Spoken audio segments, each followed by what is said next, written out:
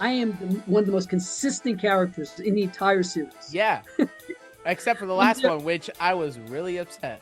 I gotta ask, like, the beginning, how he approached you. I'm not acting here. This is not acting. He says, Agent MS, why was that? Let's start singing. I'm going, what is going on here? A kid of me that just felt like Nimios, oi Nimios,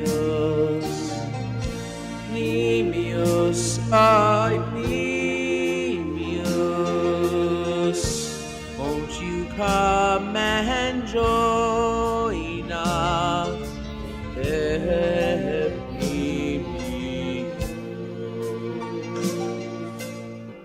Oh, great, a podcast. Shh, we're about to start. we're starting. So here we are with Rabbi Izzy Leeds, who I grew up with as Rabbi Smiles. Many people has grown up with his character as the true teacher of HNMS and the true teacher of Yes, all of right, us sure. in a way. Yeah. So yeah, welcome Rabbi Leeds to the Pneumius podcast. How are you? Thank God. Thank you for having me on. So by the way, when we were in contact to do the podcast, there was something consultant. Are you a consultant in what? I have a small IT company, my own. IT. Yeah. Nice. What do you specialize in specifically? I mean, I've been doing it for over 30 years. So, I mean, I have customers I support A to Z, whatever it is that they're doing. I have remote monitoring, everything now in IT, a lot of it. You would say an MSP, which is a managed service provider. So I manage companies' whole IT infrastructure, programs, installations, servers, networking, so the whole gambit. I've been doing long enough, so I mean, I touched everything on it. So But is it specifically in what, like computers or in? all that, all networking, PCs, servers, applications, So wait, making sure they can. right. I just realized 30 years. So you literally like this is like 30. This is the most like dramatic modern day like 30 years of technology and IT and especially Yeah, getting things smarter. I started before electricity, and then we came in. I picked it up. We had paper stuff, and we did that kind of stuff. But no, yeah, no, from the very early days, from the '80s. You know, I got into it through a training course, and then I just grew through the process, getting the certifications. I always worked for a company. The last company I worked for, maybe 8 years ago, they had a daughter company, which was the IT department, the IT, and they had companies that they wanted to provide IT for. So I worked for them. It was me and another guy. He eventually left. It was just me. And then I basically, at one point, two customers left. They got their own people. So it wasn't affordable for them. I was on salary. So it wasn't affordable for them to keep me. So they said, do you want the business? So I freaked out for Wow. one day. Now I figured, and I came back and they said, okay, fine.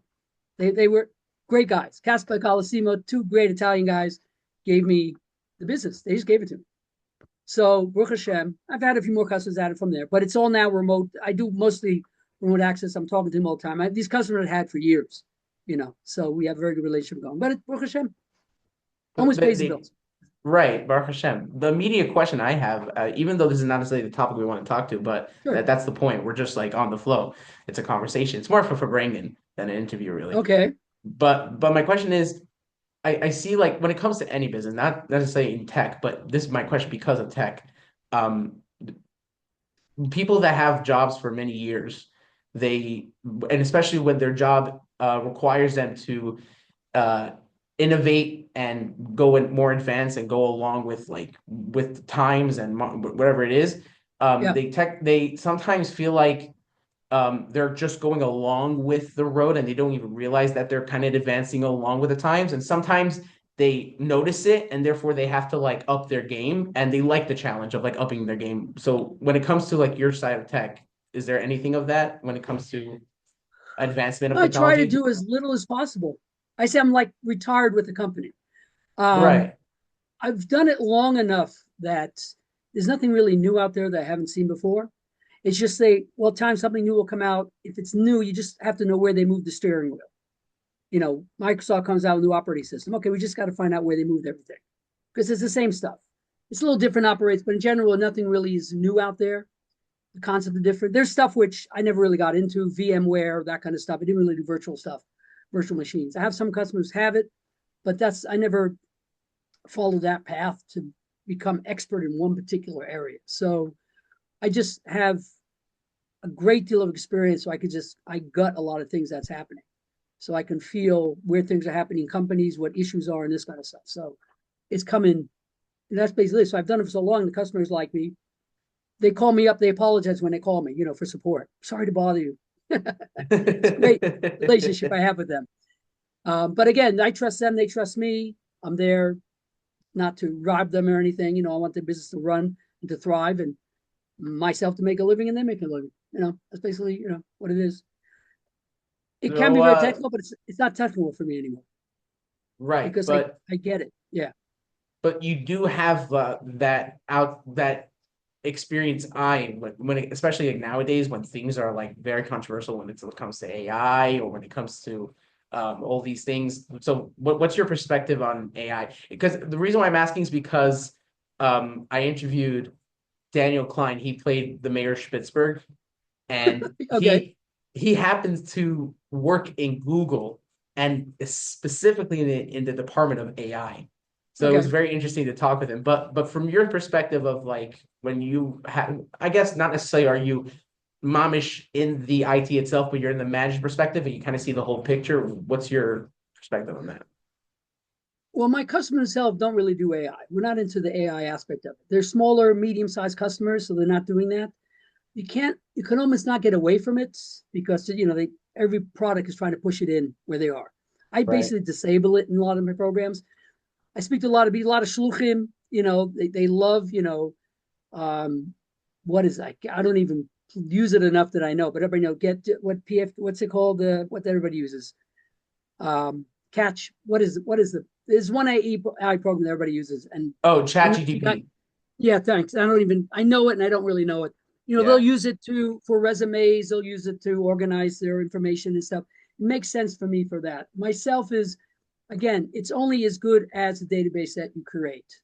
And so there could be biases, and they've already had, the early ones with the left-leaning type of bias that everybody had was coming out very slanted in their way. So you have medical fields that's using AI, for diagnosis, which I'm not a fan of. I've read a lot of articles on doctors and stuff. Again, it's as good as the database. And what Right. you do lose the human expertise in things. Whereas they would have a sense of something. There was doctors who they did with lungs, and they did a lot of database integration. And when the doctors use their own skill set, they would be like 75% correct. When they try to use AI, they're 40% correct. Interesting. And take over everything. I'm not a fan there. I don't know how much it will actually Yeah. affect. It is a tricky subject to how much it would, but it's interesting because like there are like certain aspects where like I find it useful like when I do the content. I'm good at content itself, but I'm not good at like other things like making, for example, I use AI a lot when I use thumbnails for like videos online. I'm not like basically it's like the picture that you see when you first want to click on a video. Like I'm not good at design or anything, and I use AI a lot to help me out with it, but it is People use interesting. yeah. People use AI to make great. They put the content in. It writes a beautiful speech for them. They change it up a little bit. There's degrees you can do. I mean, you can pay for it, and then it Right. gets even better than before. So yeah, it has a function. I don't need it. I stay away from it. I like, people. What happens is people think, or people in the past have said, technology will free us up to do other things. Right. Many times it frees us up to get more sidetracked with other things in technology. It doesn't allow you to, I can do this now quickly. Now I can sit and learn a few more hours. Right. No. I got to find out more. We're going to do the technology. I mean, it becomes all encompassing. And when I always thought there was an ad a long time ago where a person's sitting on the beach with a laptop. I said, why are you on the beach with a laptop? Why are people schlepping around all their technology all the time? You used to leave work and you would shut everything down and you have a time to disconnect from the work world and come home. And now you got the phone, and you're constantly working, and it's a never ending process, and people need to, and for you to not, immune to this, you have davening with the phones in their hands or doing this kind of stuff like this. So you have to cut oneself off from that. There's times when it's makes sense. I have a smartphone. I couldn't survive without it. In a sense, to be productive, I couldn't be. But you put it down when you don't need it. You don't use it. Again, people of younger age who've grown up with it, it's very hard for them to exist without it. Right. And it does distract. I mean, yes, there's thousands of podcasts and learning and this kind of stuff. But are you really using? Are you sitting down? Are you walking away with something? Actually, I remember I like books. I like looking from books. There was somebody speaking about one radio host I was talking about. When you learn, like if you read something from a,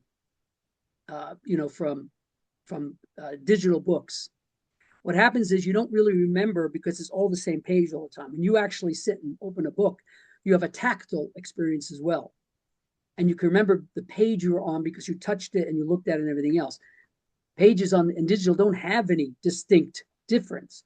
So where would I see this? Where it was going like this? So, I mean, I do like staying planted that way. And the world slows down that way also. It doesn't have to be as fast as people expect things today. Yeah, it's so true. But also like there's also the aspect of like where people grow up with these things, it's kind of scary the fact that they don't notice it. Meaning like they don't us people we kind of like even my generation, I'm probably like the last of my like my family is like kind of interesting in a way where like I have my oldest is my brother is 30 in mid 30s, so it's like but Yeah, I'm like and I'm right in my 20s and I grew up with the VHSs. I feel like sometimes I'm the last one to grow up with VHSs and cassettes and like all these little things that used to be for like my parents, like the new technology for them. But that's how right. I grew up, and now I'm seeing like kids in school, they growing up this way, and I know the difference, but they don't. So it's interesting to see like how they would react when it comes to reality, where like these are the things that are actually like there is a difference, but at what point do they draw the line for themselves to know the difference? It's just like a lot of different aspects. There's different aspects. There's the screen problem. There's a big movement to, cut down screen time with kids. It does really affect them mentally. They've even had studies where children who are stuck on screens when they're very young as babysitting tools actually lose developmental stages that they go through, literally.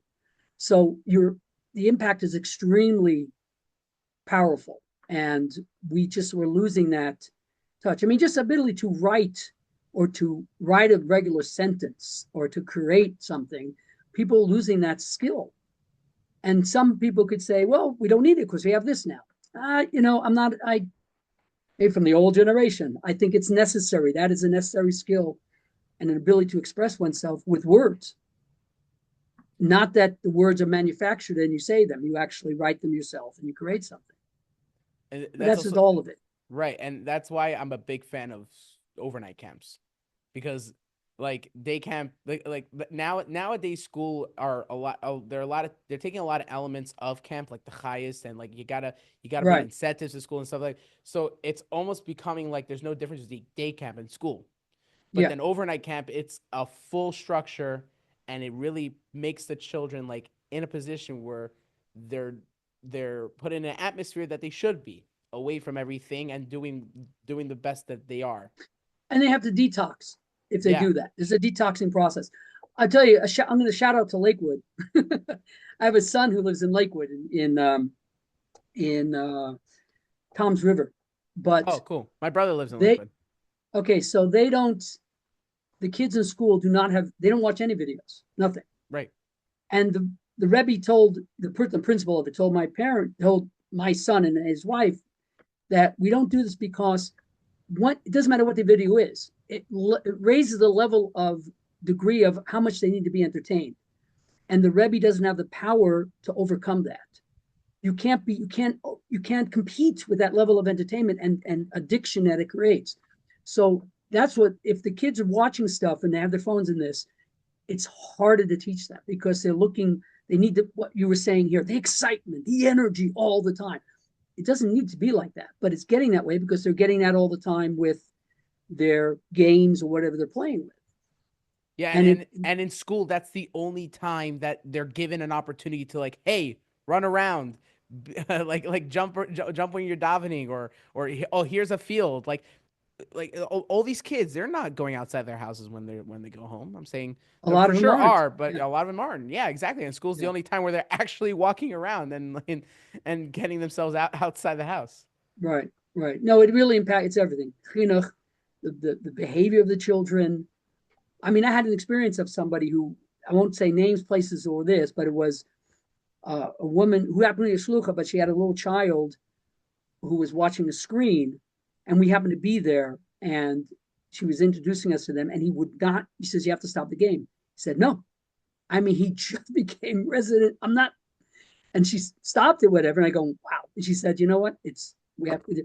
She deals with it, and he's a little kid, and he's saying no because he has to finish this thing. That type of that's not healthy. Yeah. I'm not on a debating team over here or anything else like this. This again, my experience has been, and there's a lot of stuff I've read before which supports it, and it just makes sense. A lot of this Yeah. stuff. I mean, the kids have to be in the field. They have to be touching things, talking to friends.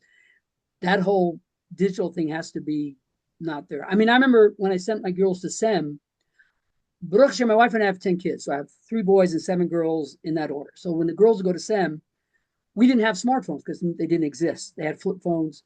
I sent one of my girls down to Florida years ago with a flip phone. Everybody had smartphones. I said, when you go to SEM, the problem with the smartphone is you never leave your environment that you came from. And so you don't change. You have to immerse yourself where you are and let it change you and get involved. As long as Right. you're tapping your friends, what's going on there? What's going to happen here? You never are fully present where you are. So the idea of being present, being wholly there, eating, being what the time today is, mindful and all these things, people aren't taking the time. Everything's kind of rushed. You have to stop, get off that train, you know. That makes so much sense. Okay, so let's get to the real. Even though that was a The great that reason why you called me, yes, not for the exactly. IT piece, right? So I guess let's get a little bit to your background. Where are you originally from? How your childhood was like and everything.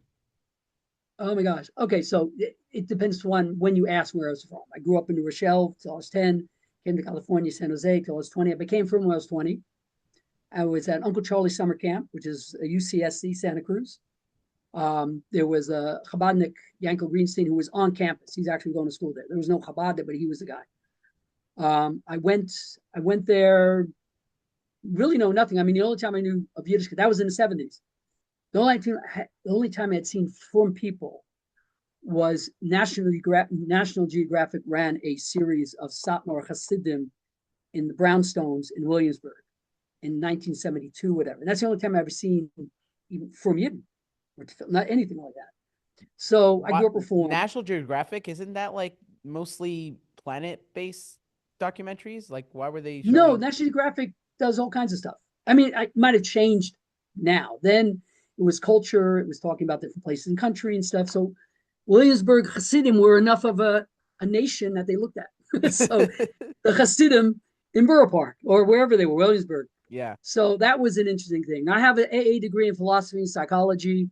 Um, I took Jewish mysticism. I knew a lot of kind of stuff. Funny thing was, even Jewish mysticism, I was reading the 9.5 Mystics. I don't know if you heard of that book. It's a book that the author, he comes up in a lot of gem films. He actually had a lot of closeness with the Rebbe. He himself became from, I believe became from. One, and it was 9.5 Mystics talking about different Hasidic groups. One was Chabad. I didn't know from Chabad, Lubavitch. I remember underlining actually when it was interesting reading for me. And one thing where he said over there that Rabbi mentioned, when he came, he saw the Hasidim and he said they look naive. And he says that's not naivety. What it is that they have no split in the world. The world and Torah, there's no contradiction in the world. Hasidus brings you that power. So that was interesting. I underlined that. But when I took that book to do a report on, the guy who taught it was an interesting person. Dressed in black. There was 2 guys. Those philosophy teachers always dressed in black with slick back hair. I don't know what they were into, but anyway, he said to me, he says, "You know what? You can get behind the door." He said this like to me privately. I said, what do you mean behind the door? He says, well, you're a Jew. They'll teach you the secrets. I can't because I'm not Jewish, but you can get behind the door and learn the secrets. And I said, whatever. Let me just write my report, you know. But so that was junior college. Then I went to UCSC, UCSC, yeah. And so they had an intensive, I was there my first quarter, and they had intensive Jewish studies week up north in Napa, California. Chabad was running it. It was Hanukkah time. I said, well, let me try that because I didn't really know what I was going to be doing. I thought maybe I traveled the country with a friend or actually Europe on motorcycles, and I probably wouldn't be here to talk to you if that's what I actually ended up doing. I went up north. In that week, I flipped totally. I mean, I saw guys committed. Tuesday was my flipping time. Wednesday, I wanted to stay. Actually, I called my mom on Tuesday because it was a high school reunion, and I kind of wanted to be there. My mom said, oh, you can come home. Once she said I come home, I said, I'm staying. And I stayed through there. And that Wednesday, I flipped. I saw myself growing up in National Geographic. And so it was very intense. I mean, I flipped all the way around. I cut myself off for 20 years. And I started reintegrating myself into myself. So when I came back, I went to school. I went one more quarter. I took Jewish studies there. They had a bunch of stuff there. And when I came back wearing a yarmulke, it was funny how many people that I knew there were Jewish. Nobody's announced it before. But now that I was a yarmulke, everybody was like, oh, I'm a Jew. I'm a Jew. I'm a Jew. It was interesting. Anyway, so then I lived on campus and I moved off campus. And then I left. I left university. My parents were supportive of whatever I did. That was a very powerful thing. I just lost my mom. We just finished up the first year outside. Oh, I'm so sorry. Thank you. But my kids loved the grandparents. They came over. I mean, they learned really unconditional love from my parents. My parents were phenomenal people. Accepted what we did. And actually, I think as I got married, you had a family, used to visit us, they saw what normality, because all their friends with their kids with the different colored hairs and whatever, tattoos and this and the earrings, they come to our house and we have a Shabbos meal, we have a dinner, like Yeah. everybody's cool. They really connected very much. But they were supportive of what I did. So when I told my dad I was going to quit university and go to yeshiva, he never had that experience before, but he said to me, I told him, I said I was going to leave anyway because I didn't want to waste your money in university. I wanted to go into. He said, fine. They played it out. My father was actually a genius mathematician, and he was with IBM. And he wrote programming languages and computers and this kind of stuff, very high end stuff, which we never knew because it was mainframe and wasn't even in the house. My mom was raised us. She went home as soon as I have 3 other siblings. As soon as we got out of the house, then she went back to get a job. She had a degree in fashion and stuff, but she was there dedicated for us to raise us. That was her tafkid. And so I grew up, I consider this, the way I grew up was very Hasidish as far as the values and everything else. So it's not a contradict to me, that whole lifestyle. I mean, growing up there. So then I became frum, and it's been downhill since then. So, but what's Huh? I was about to say what's interesting is you're saying that because, like, for example, my mother teaches.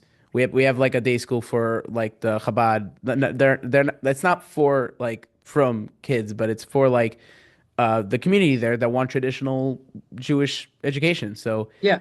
so my mother teaches first and second grade, and every 2 years they like switch out the English teacher for those grades. And she had one that she really enjoyed because like it was like an older lady, but like it was so opposite, and so like she was loving watching my mother's life. So like for example, like my mother we went to a cousin's wedding in New York in Crown Heights, and the teacher's like, "Oh, oh, you're going? Like, congratulations! What's the wedding? Oh, it's a cousin. Like, you go to a wedding for your cousins?" Right. And my mother was like, "Yeah, what do you mean they're cousins?" And she's like, yeah, but they're cousins. Like it's just like it was very and it just shows like how much even Corona like even the difference between our Gaisha neighbors and us, like you could totally see like how much different. And like me Kamcha Yisrael, it's like Baruch Hashem, how like the values that we have. Well, what I've experienced coming not from a hierarchy family, I mean, just having my our family, and I had uncles in this, and my mom's side of the family was very close. Many moved out to California when we moved out to California.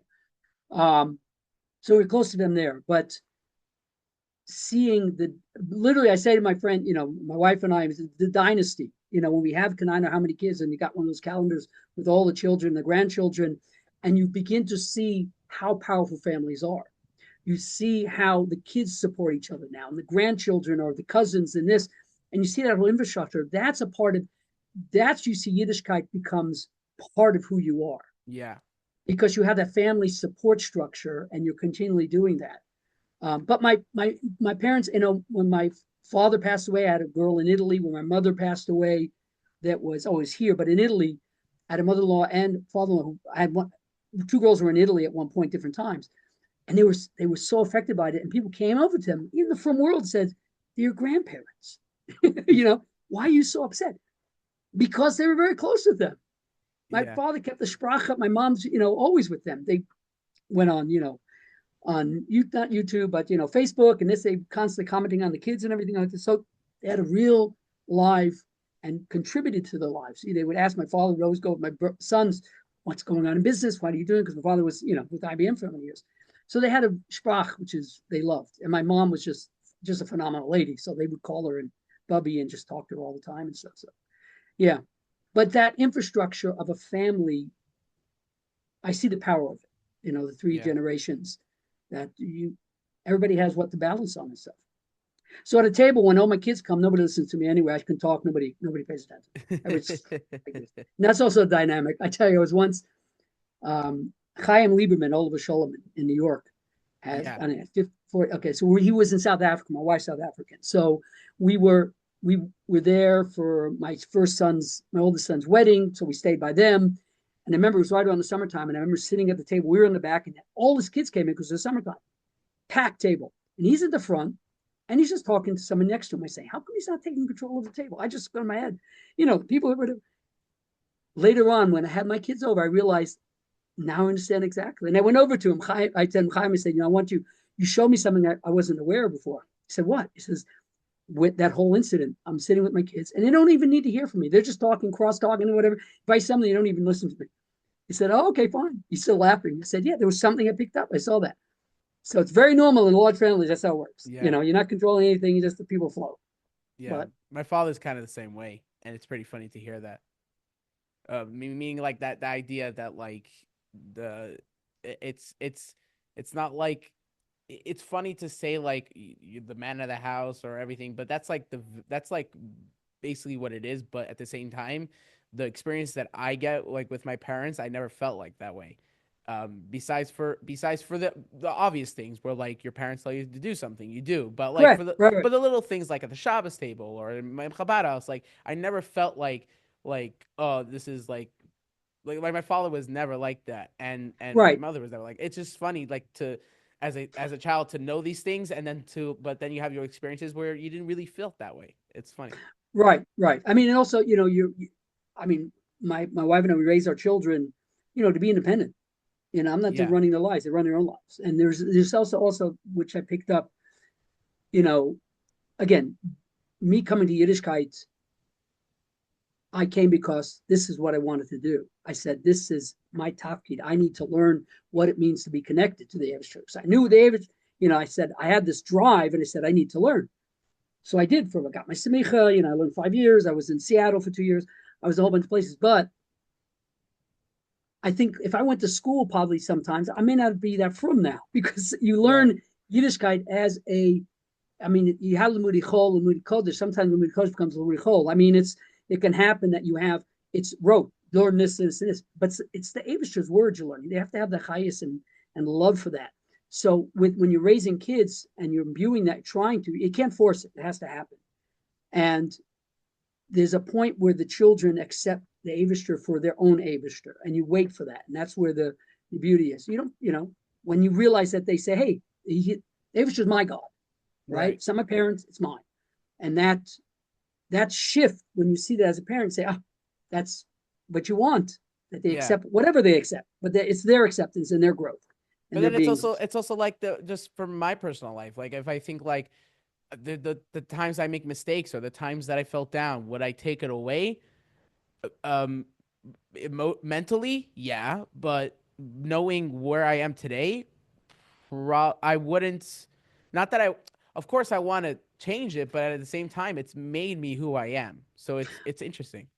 My father said something to my son, and I joked about it. I said, he never told me that. And my wife says, I lived like that. My father said something. He said, whatever decision you make is the only sin. You made it with the information that you had at hand. You would not have made ever another decision. Once you have new information, you make a different decision. But the decision you made, you don't have regret because that's what you made. That's what it is. You don't get into the would you, should you, could you stuff. It's just, it's healthy. You made a decision. Oh, you want to correct the decision? Fine. You correct the decision later. But at the point you made a decision, that's the only decision you could have made. And that's a very powerful voice because my son's in management and B&H, and he's telling him, whatever it is, that decision you made it with all the information you had. And that's the right decision you made. You couldn't have made it otherwise. And it blows my mind when you're saying that, because instantly I'm thinking of Hashkacha Pratis. And the Hashkacha Pratis in that quote is that the Abishur made it that you didn't have any other information to do otherwise. Which is, right. At one hand, it's like if you tell that to a person who's not understanding the idea of the Abishur and the idea of Yiddishkeit, it's like, isn't that cynical? But at the same time, it's like, but it was beautiful because I ended up making that decision. Whether it was at the time bad or good, but at the same time it made that course. So it's interesting. Yeah, well, the hashkacha pratis is every path that we chosen, it was a reason why. Now we could make change, but so in the end we're here because of all the changes that we went through, right, and the decisions that we made. So as long as we're moving in a forward direction and we're increasing our connection and we're correcting things that we might have felt we could have done better or not done at all, those things, that's the path you go on. You don't, there's not much more than that. That's just pushing that, and in a positive way. I mean, you look at Tanya, the last couple of chapters, it was like, people walk around with, oh, I'm so terrible. They have, a lot of people have a lot of self-guilt. And this, Tanya says, you should not have any self-guilt because we have a nefesh elokis inside of us. We're very important people. Yes, we have a nefesh bahamas. The time to think about those issues is not in the whole day, because most of the day we're connected with the Eivishter. The creator of the world and who we are and the melech ha'olam, you think if you stand in somebody who's a celebrity, we stand in front of the Eivishter 3 times a day. It doesn't get greater than that, a celebrity. Exactly. So if I meet somebody, who are you? Okay, thank good. That's nice. I'm glad you're doing what you're doing. But I stand in front of the Eivishter. How would I be spoiled by somebody who has been whatever the other reason, they have their celebrity nice type. Yeah. And it's so interesting to think about, because then it's also like, and after all that, because that's exactly what you're saying. That's what the line how do I put this in words? Because at the end of the day, we're talking about, it goes all back to what the Rambam says, that no matter what you think, or no matter what you're taught, or no matter what happens, there is always Bechira Chafshis. So after all of that of saying like Hashkacha Pratis, Abishur made a path for you and everything, but the fact that you made the decision was pure Bechira Chafshis, and it takes a lot of emunah to really believe that. But I feel like the older I get and the more I understand, I can't believe it any less. Like I'm only believing it more as time goes on. Well, Bechira is not a simple subject. Right, for sure. Yeah, but I'm saying, and this explains a lot of that. But yes, we have the feeling that I have, that I truly have Bechira Chashish, is only, that belief is only getting better as time goes on for me personally. Yeah. No, I mean it's real. It's there. The question is, and Chassidus explains it. The parent seems to be a contradiction. But we do have Bechiras Chafshis on an etzem level, and however goes through us, but through the whole stalshless of everything that's happening in the world. Yeah, it's there. So at what point did you move to Pittsburgh? Or were you there? We moved 26 years ago. Okay. That was 98. 98 and 97. Well, 96 probably. My wife probably was better. 96. I think 96 we came, 97. I think the Steelers had just lost the Super Bowl. I think it was 96 when we came. So we were in Long Beach for 14 years. We came here. Yeah, a lot of different Long places. Beach, New York? Long Beach, California. Oh, okay. I went out there originally with Shlichus, my wife and I, for 2 years. And then they had financial issues. Like I moved to LA we were transferred to LA. The teaching didn't really work out there. I did some other stuff there. That's when I ended up going to a place called Computer Learning Center where I went up and where I learned computer programming at that point in the early 80s. And then that's when I got into this. Then we came back down to Long Beach. We like Long Beach. We're back down there. I worked and then till then, and I moved here. And then that's, a brief sense, that's how we got here. We moved here for a chinuch. We moved here for the community.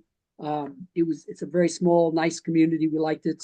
Everything's with walking distance, and a chinuch, raising kids in a firm environment all around. So that's what made us here. Nice. And so at what point did you get approached to label, or at what point do you realize that, oh, I could act or something? Or I'm saying like No, the no, no. whole... If you're a parent, you're acting all the time. That's another question. But if you're telling stories and this kind of stuff, that's happening all the time.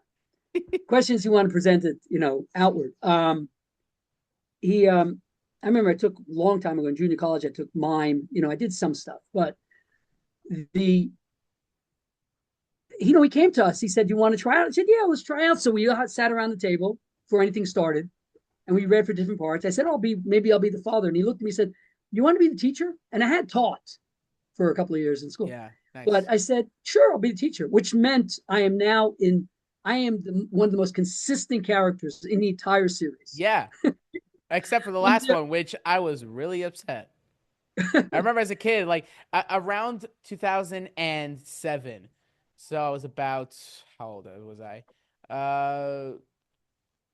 4 years old. No, that makes sense. Okay. No, 2008. I was about 5, 6. I remember that's when I started the idea of like getting as it came out. Like until then we had the VHSs, so I got from 1 to 5.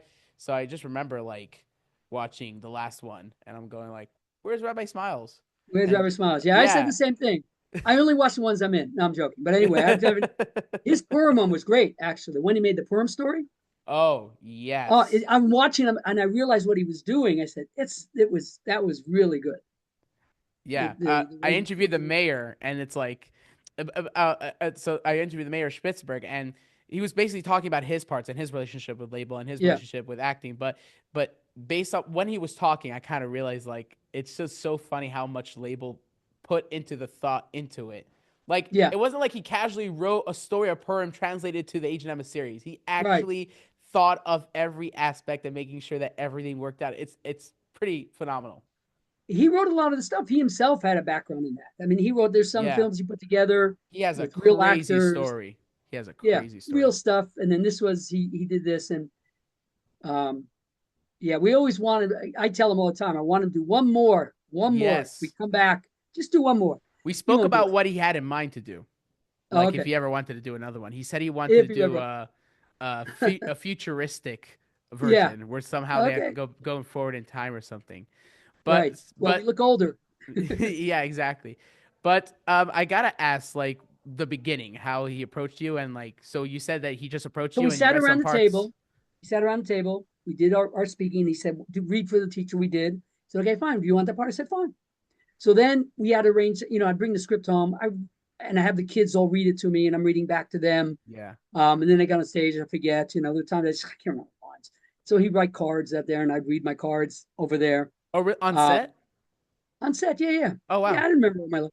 Yeah, so there were times.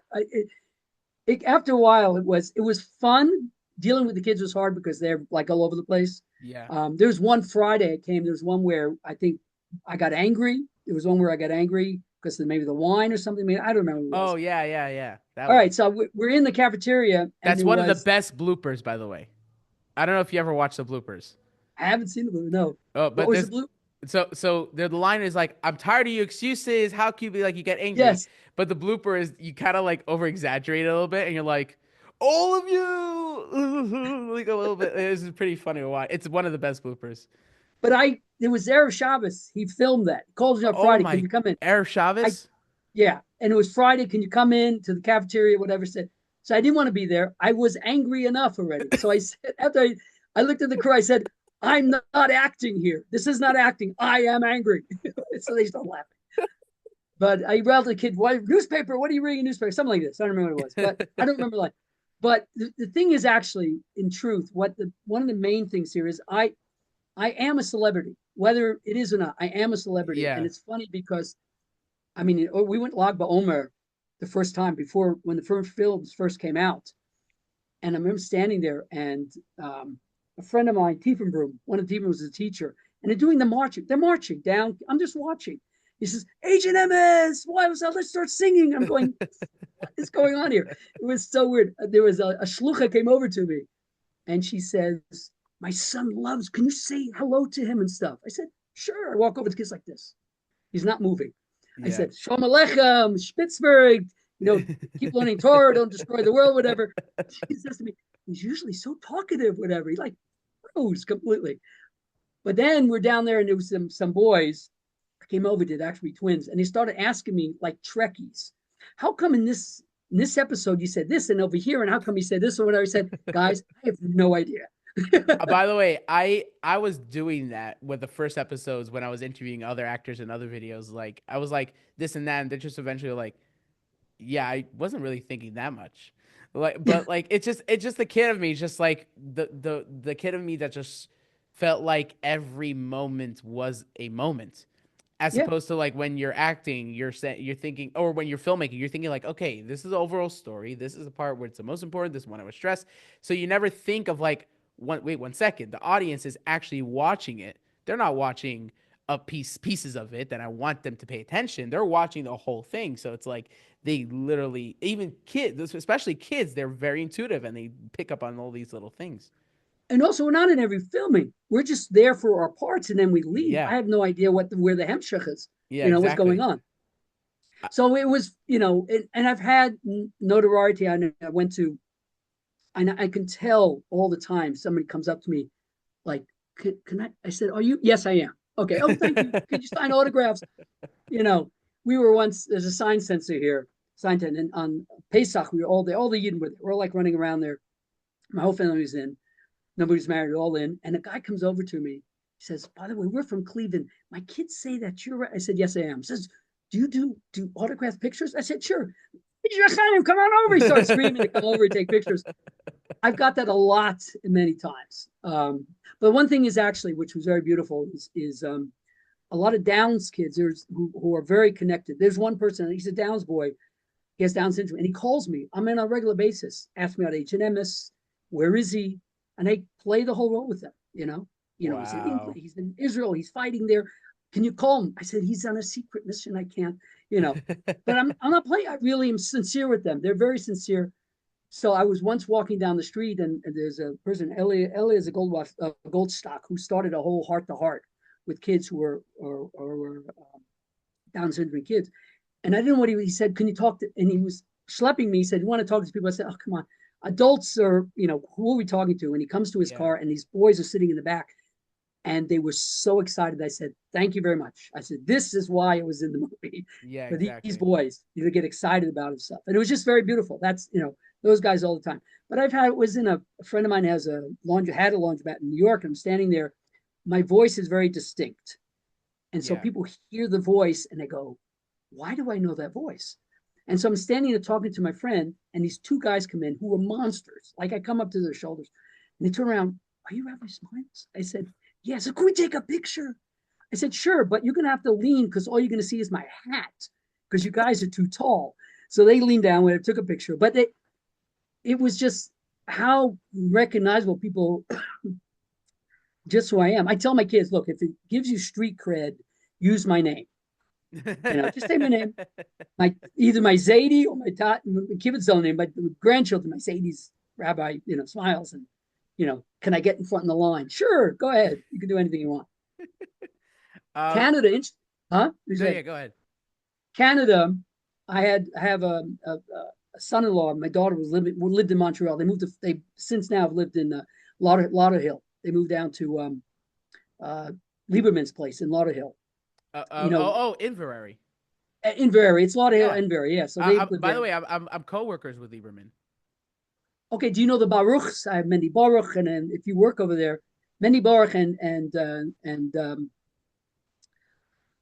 oh gosh, how can I forget David Canal? Those are my two son-in-laws. If he watches this, he's going to kill me because I forget his name. I'm not, but they were from Canada, and we went up there. I forget, for maybe Sukkot we were up there. I forget why we were up there. We were visiting, and because of COVID, a lot of kids started watching TVO, Tavito, I yeah, think it yeah. was. Yeah. So they watched a lot. They weren't watching a lot then, and then they watched these films. So I show up there, and kids like I'm sitting at shul, and the kids start pointing, start whispering. Yeah. Said, and all of a sudden I know they recognize me. They go to my granddaughter, says, that's my Zadie. He says, what? He drove by, they went to see me, kind of stuff. I was in New York, East Flatbush, in the shul there. People lined up. Kids were asking me questions. Oh, wow. So I get it a lot Wow. because I'm a consistent player in the films. So it's fun. I don't mind it with the kids. That's what it is. But it really is a level of celebrity that I have, which is fine. It doesn't go to my head. Doesn't Right. it doesn't. It's just And fun. and it's beautiful because it's as consistent the role is. It's not like Dr. Lotov. It's not like H&MS. It's No, not like no, Gonzalo, but still, yeah, like these kids have a huge connection with you in that role, and it's like it's yeah. really As a interesting. teacher, I mean, I Yeah. became a meme. Apparently, I became a meme. My kids showed me when people were closing the schools down during COVID. Yes. I Yes. became a meme. You're my sugar. I said, thank you. Okay, I'm a meme now. Whatever. It's fine. Yeah. Everyone. I just remember that playing. It was the best. By the way, how did you ever agree to be in that predicament, to be kidnapped and tied up for a film? Whatever he had us do, we did. But It it's was not just fun. you. It's like other people in the community are just like so Well, the whole committed. community was a whole community thing. We had funny when everybody was living in the community and his movies were going on. Kids would come with families visiting, and they see all of us walking around there, and just like, what's going on here? This is the H&M's people. These are, these are. I have a friend, Hirsch. He should be healthy. He should have a refuah shlema in Ganson. He played one of the fathers. Hirsch Berlin was one of the Oh, fathers through the. Herschelin. Yes. Yeah. Okay. So I Hirsch want was to in interview Canada. him, but he's not feeling well. He no, he would be a difficult interview right now. He's Fushleima. yeah, Fushleima. So he was in Montreal, and a kid came over to him, and Shmuley, I think. What was H&M's name? Shmuley, I think. No, not Shmuley. Shimmy. Shimmy. Thank you. I don't even know. Yeah. He came over to him and he said, "How's Shimmy doing?" And he looks at him and goes, "I don't have a Shimmy." And the kid walked away like his world was destroyed. And he realized what he did. He says, "No, Shimmy's fine." Oh no. He said, "I could have destroyed that child. What happened over there?" Wow. So yeah, so that But was how something. did you? But I'm actually really curious. Like, how did you guys commit to being in that? I'm just because It was we just we saw what was happening. We just did it because it was fun, and he asked us to do it, so we just did it. Seriously, I mean, I don't. It was over a period of time.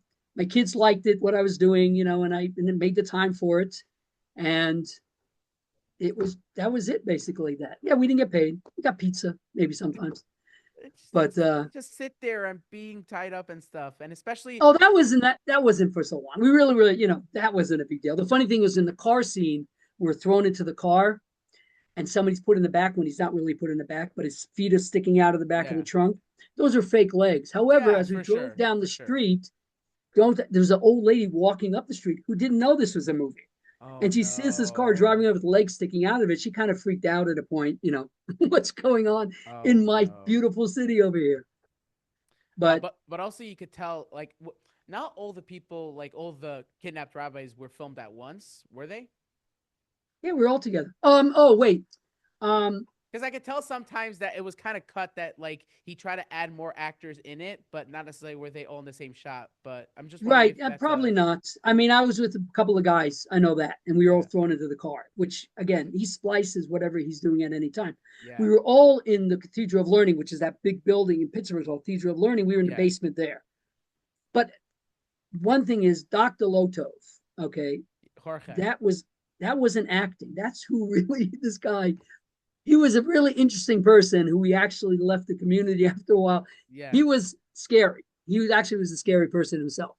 He knew of my roommate in yeshiva, Vogel from Pittsburgh. You know Vogel? Yeah, sure. Yeah. So his son Yechiel was a roommate of mine Yeah, in yeah, Georgetown. yeah. Okay, So sure. he said that there was one time where his cousins were over, and apparently his father knew Jorge, the guy who played Dr. Yeah, Loto. Jorge. Yeah, yeah, yeah. And there was one time where like Jorge just stopped by a home, and it happened to be where his cousins were there. and they got petrified, and they hid Yeah, like under the bed for like 2 hours till he left. Like they were scared. It's just he like, was a scary dude. He was scary, just as his presence it was. He was like a scary person. So yeah, it was perfect. The part was perfect for him.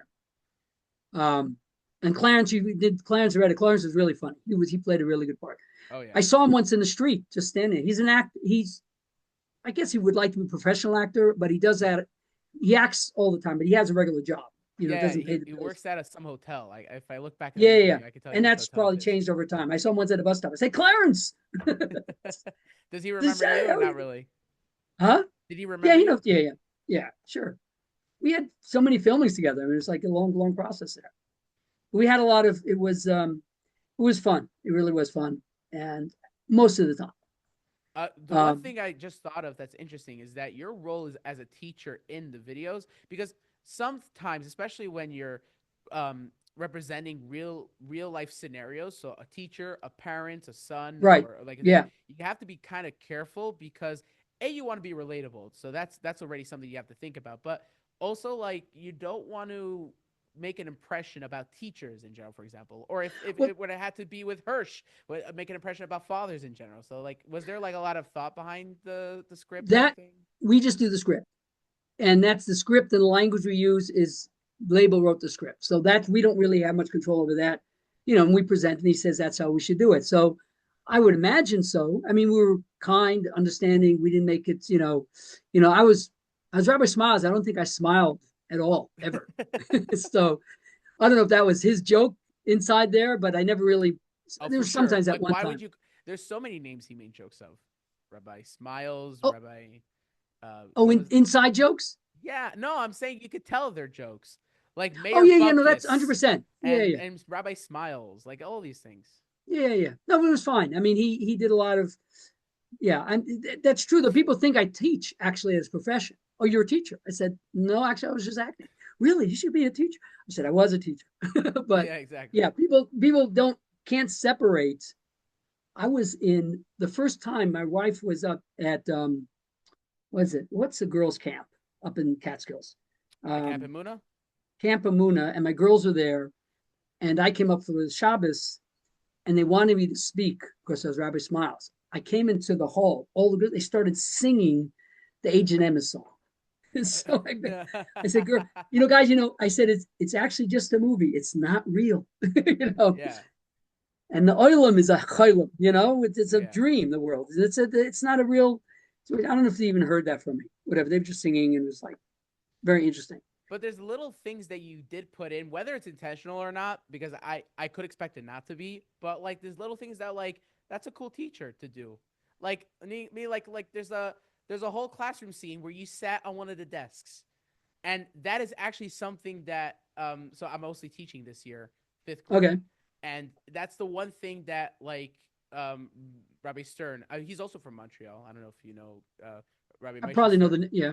Yeah, so he's the principal, so I work with him, and he told me like another teacher. There's a teacher that does that because it kind of gives a connection between for the kids instead of a desk in between them. They're like with them, and it's interesting that you kind of did that in one episode, and Don't it, remember if I did it intuitively or he asked me to sit on the desk. Don't but it remember, was but it was perfect. but it seemed natural. That was the Yeah, key thing. that That it that was a was great. natural thing. Yeah, that's the acting side of it. Just kind of flow with stuff.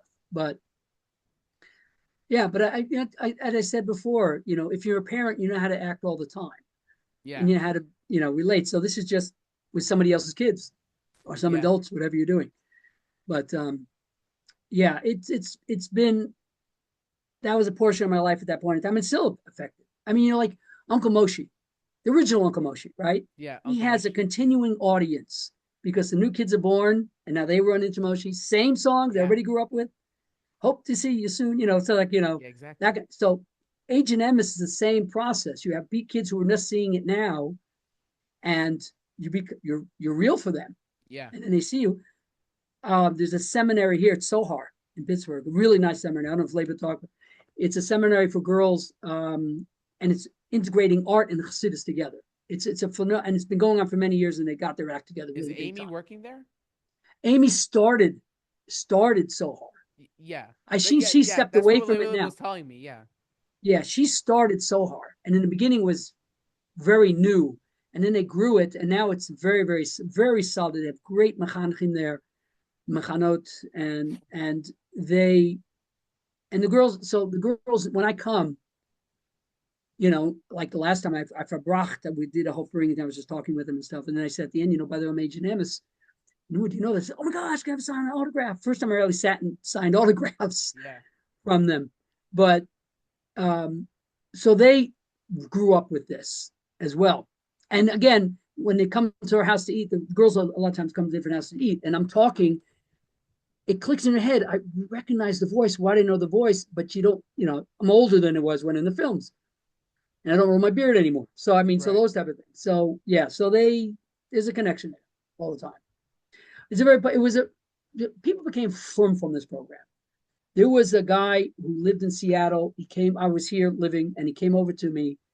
They started becoming from. The only from life stuff they could see was Agent Emes, was the whole Agent Emes series, and they mamish committed them.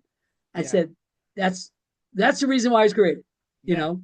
Kids are from learning to marry. They were young, and they met us. They came here and they introduced me. And I said, "Kol hakavod," that's fantastic. It was created because of the lack of. I'm not going to say lack, because there were a lot of things at the time, but it was very much for that demographic of people that wanted somewhat professional, but also exciting and quirky, but also like something traditional and something that people liked. And it had a very good mix of all of that, which was beautiful.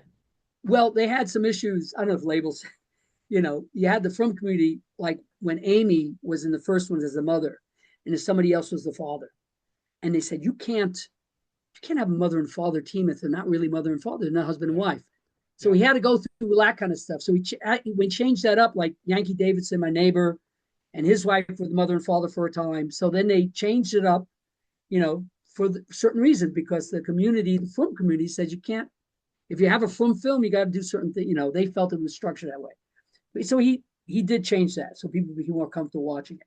That's interesting, because now that I think about it, after the first ones, you kind of don't see them both on the same shot. Like that he might have done that. The early times might have split it up that way, right? Yeah, like the first two. Now I'm thinking about it. The first two, you saw them in the same shot, so that means they were filmed at the same time. But the other ones, it was kind of cut. Like, that's so interesting. He might have done it. I have no idea. Again, I have no idea what his intention was. Right. Yeah. But like, as you're saying, it kind of makes sense now how I saw it. He did things. He really he listened to the communities, because that was his audience. And he wanted to, make it so as kosher, and as professional. That he did do it for that reason. He wanted well produced films, which didn't exist at that time. Yeah. He was saying, like, in the interview, I don't know if you listened to it, but he was saying how at first he was trying to get funding for the Agent Emesis. So he went to, I'm not sure if it was Chabad.org or it was something in the Chabad community, and they gave him the funding, but they had a lot of notes for him, and it was notes, and it was a lot of notes, and so he gave the money back. But his point is that it was something very new, and it was something that was going to get a lot of eyes, whether it's negative or not. But it was something that wasn't done before, and so it was interesting to. Right, which makes sense. I mean, there was a lot of strings attached to what they said. If you're going to do, we're going to fund you. You're going to have to. This is certain things you're going to have to do, and it was just too restrictive for him. Right. But I mean, we never had the conversation, and as actors, we just acted, and we just said our lines. And again, the back story is how much it's affected the kids, and my piece in it. Being, I think, one of the most recognizable characters, and also being a teacher, which kids relate with all the time. So I get, again, all the time. Whenever it happens, I go to label. I just got another, somebody came over to me and did this, or whatever. I tell them, I update them all the time as far as, and then I push the fact that we need one more movie. Yeah, exactly. Do you wish that he would have done like something major with your character, kind of like the first ones? Like a spin-off? No, meaning like the first one, like you were part of the plot of Dr. Loto, like you were kidnapping stuff. And the other ones you were kind of like the lesson, not saying that he downed you down, but like it was just like it wasn't like No, not at all. We came, played our parts, went home. That was it. Yeah. It was funny to see one of them kidnapped. I was on the front of the VHS, right? Yeah. We came into Crown Heights and I was saying, my gosh, he put it in Blockbuster. It was in Blockbuster. It was in, Crown Heights. I had the VHS with my picture on. I go, great, whatever. Yeah. No, nobody had any egos. We weren't here doing it because I want to act more or less, whatever. We did it because he asked us to do it, and we were Yeah. having fun doing it, and we felt it was an important project, that we were tied into. Yeah. That there was nothing. I didn't come to him and say I want a bigger part, bigger place. I deserve it. Yeah. No, not No, not that you were like asking for it, but like it could have been interesting if, let's say, he wrote like Rabbi Smiles. could I have don't know. been if he wanted to. I would have played it, and that Yeah. means I would have to been more involved. Have less Yeah. time to do other things. Yeah. But yeah, it did. Whatever he did, it worked out. It was fun. How was it filming in the castle when you were there? We he set it up. We walked in. We all set. I think it was one take. We all put the masks on. We got the things. And we all sat down there. Our hands really weren't tied behind us. We just held them behind like they Yeah, I weren't tied. assume so. Yeah, and then we ran it, and we just did the thing. It Yeah, was but cool. I could imagine like when you read the script and you're saying like Dr. Loto's lair, and then you come into this like room where it's like pillars and bricks. Like, I don't know. Uziel, I tell you what, I mean, I read my lines. Yeah, I read, okay, exactly. fine, good. I came in, whatever. Oh, this is cool. Yeah. It wasn't any on that level at all. It was just come and we have to meet down there, get there, let's get set up, let's do it. Professionals, hit your Yeah. spot, get out. Makes sense. Um, that's all it was. It wasn't much more than that. And I think a lot of time acting is basically that. If you Yeah. an actor's what if you're just doing the part and you don't see the impact of it until you see the video and see everything after that. Um, and the whole storyline, in a flow, the sequencing of it and stuff. But yeah, I mean, he did a good job. He really Yeah. did a good job in filming it and stuff. You certainly did. Is there Yeah. one thing that is interesting is that it's very much a credit to how he wrote it. And if you're saying, and especially when you're saying like you came in and acted and did the lines, but how clear you're, because if when you have a teacher in a video, you could get into the lines of like the teacher is like above like the kid's level and therefore that's how he talks. But it was very much like, because Rabbi Smiles was the essential foundation of all the lessons that were in Agent MS. So Right. Well, I mean, that's how I teach anyway.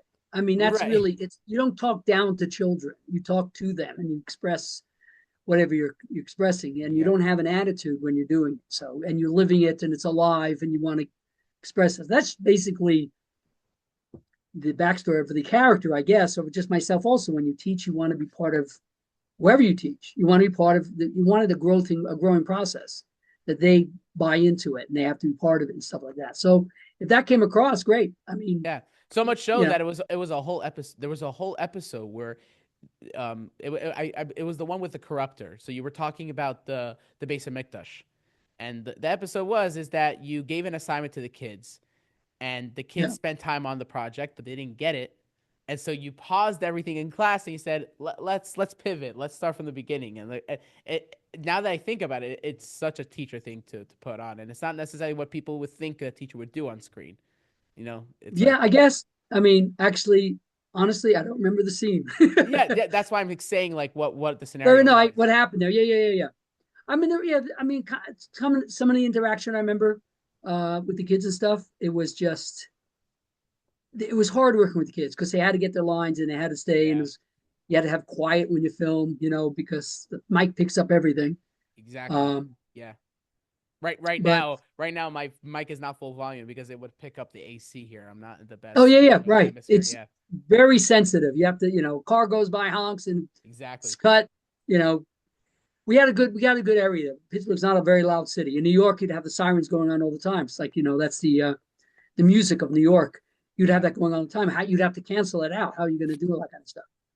But yeah, um, yeah. I mean, it was a very good experience.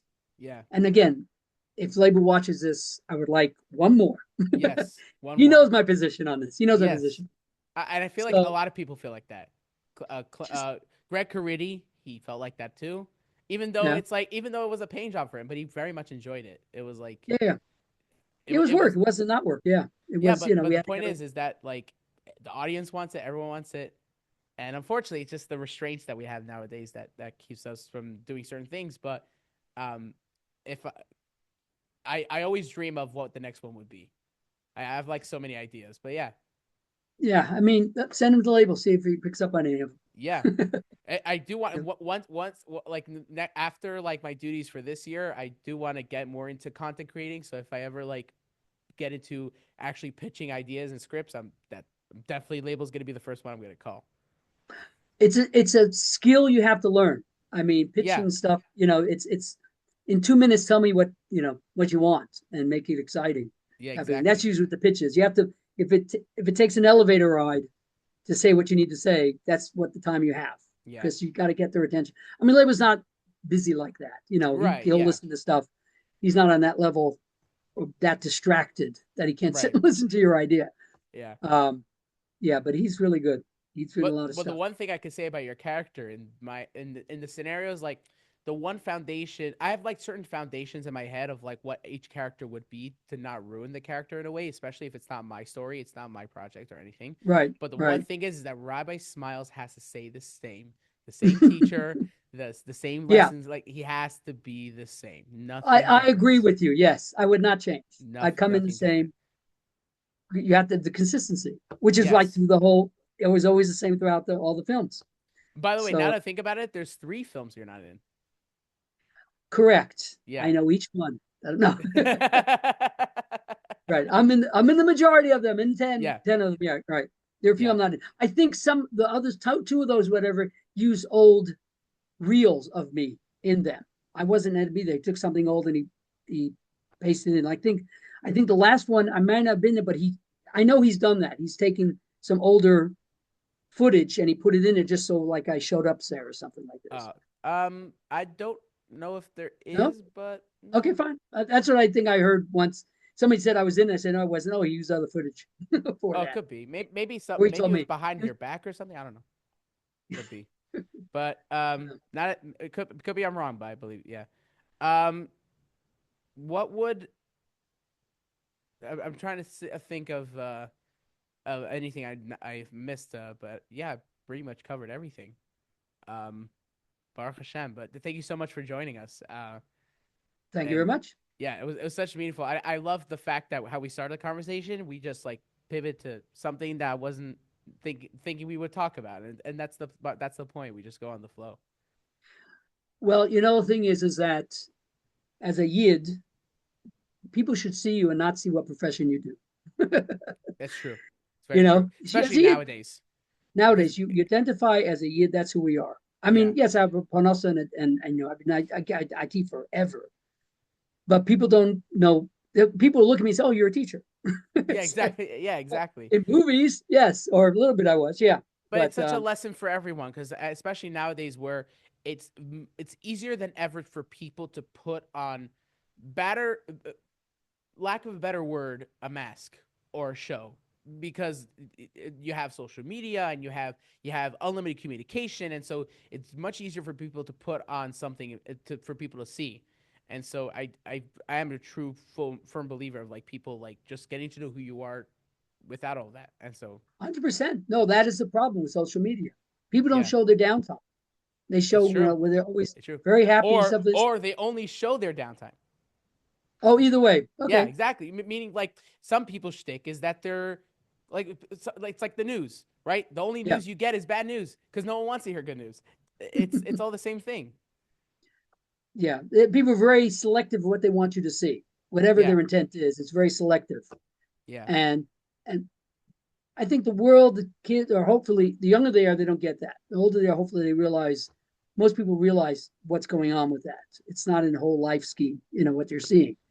And then, but there's problems with that, which you're exactly correct. I mean, that's a good sensitivity you have now, which you have to have. You have to have that, especially if you're going into the medium that you're going into, to have the right perspective of what the damage it can cause right, and the positives that can really have. Because there's obviously so much positive to it. right, for sure. All right, Rabbi Just Lee, like you thank you said. so much for joining us. It was such It a was a great pleasure. conversation, And Call me again, not on camera. It's no problem. yes, You can ask me about Agent Emmis, what he's doing now. oh for sure, all the time. By the way, are you in contact with any of them at all? Besides probably Shalom Bear, but Oh, I live with Mordecai Epstein's a very good friend of mine. I've known him for 50 years. who? He played the Mordecai Epstein played the poor man, the beggar. Oh yeah. Mark Hapstead, yeah. I want to He's interview him, by the way, because it's he's like, so funny. He's a yeah, good friend of mine. He lives here. I'm with him all the time. I mean, we're good friends. yeah, connect Um, us. Connect you guys up. Yeah, I'll I send would love to I'll have him send on the him podcast. I'll send him a link if you're interested. He'll love to do it. He'll eat it up and stuff. Yeah, for sure. But he says Go ahead. I'm Yeah, sorry. go ahead. No. He's the funny. He says I play the poor person, not the poor person, the oni. Yeah, the oni, Yeah, the yeah. beggar. He plays the beggar. Exactly. I think you said beggar in the end. His name says, "See, I'm in there." Yeah, but label called him the beggar in the credits. Like he was Yes, just the right. beggar. As Epstein, he was so funny. Yeah, but yeah, he lives here. I'm in touch with him. Everybody else who was in that film, I'm trying to think. Label. I mean, Moshe Dylan. Bakar, he lives in North Miami Beach. I'm gonna interview him. Moshe is a treat in himself. Yeah. He was great. He was the rabbi, and What's it called? I met his son, he knows me Yisrael. very. I know Moshe Bakar very well. Who? Yisrael. I met his son Yisrael, who was in your class. Oh, right. There are a few people. Yes, I Yeah. mean, some of those kids have gone many different directions, have really achieved many different things that they have with their lives so Was it far. funny They're to young. be on set with your community friends' children? No, it didn't make any connection. No, but I'm saying, was it interesting? Like, oh, I saw you in Shul, or it didn't really make a difference? Oh no, well, they themselves, the actors, we see each other. I mean, it wasn't. They were in shul. I said, look, I had enough of you in the filming. Don't come to me. Don't bother me during the. No, but they knew already that we were. It was all acting anyway. Yeah. That was it. So the best was when people who didn't live here came and they saw H&M, they saw all the kids, they saw all the actors, and they just thought they were walking around in Hollywood. This is like, what is this? I'm telling you right now, when I get to Pittsburgh, because one day I'm gonna do something about it, going to Pittsburgh. But Okay. but like I would not be surprised if I was total overwhelmed shock when I'm just walking Okay. around. You shouldn't be. Yeah, You shouldn't but be. I'm saying the idea that of these things coming back from my childhood, meaning not. Oh yeah, necessarily- no. I mean, you'll see people. We're actors. I mean, that's all it is. It's not. Yeah. And what happens is with acting, also, people think they know you because you've been in their house and Yeah. they see you, and then they come up to you. One thing was, I was standing with, again, my oldest Moshe. We were getting his tallis. I forget where we were. Standing in his office. I was going to buy tallis for him, and I'm talking. Somebody down the hall in an office said, "Is that Rabbi Smiles?" He's just walking. He heard my voice. I'm going, what is going on here? That's before I knew the extent of how crazy this thing was. Just, it was out of control. It was fun. I really had a great time with it. So, All right. Thank you so much, We're Rabbi good. Leeds. It was a pleasure Yep. talking with you. Thank you for There we joining the go, Pneumius everybody in Florida. podcast. I did Yeah, feel like thank we you. went Pneumius with our conversation. So that's a goal. It's Yeah. always a goal. all Be well. That is it. Thank you. Be well.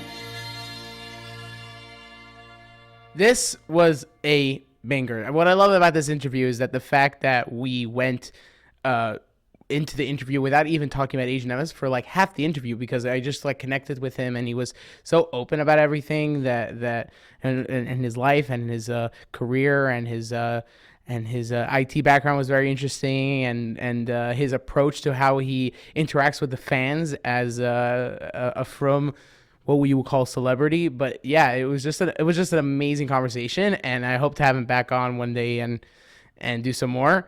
And there's so much more episodes that we're gonna cover on Agent Emmis, which is really a childhood dream of mine. So it would be great. All right, that is it for today. Thank you so much for joining us. Every Thursday we have another episode with another interview that we go deep with other Jewish entertainers and content creators out in the Jewish industry, in the frum industry, and it's such an interesting conversation that I have with them. And it's so meaningful and so personal, and I hope that you guys are enjoying them. And also, please comment below on other ideas you might have of other people that you would want us to interview in this program. Join us every Sunday and Tuesday for reactions and music reviews and for live streams and all of the above. So thank you very much for joining us, and we'll see you next time at the Phoenix Podcast.